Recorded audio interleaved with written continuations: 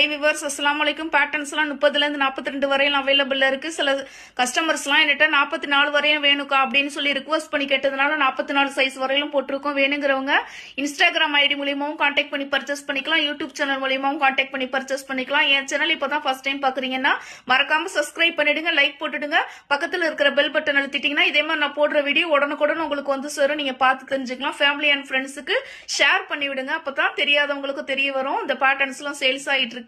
அதாவது clearance stock சேல்ஸ்னு offer போட்டிருக்கேன். ஆஃபர்ஸ்ல நிறைய சப்போர்ட் பண்ணிருக்கீங்க.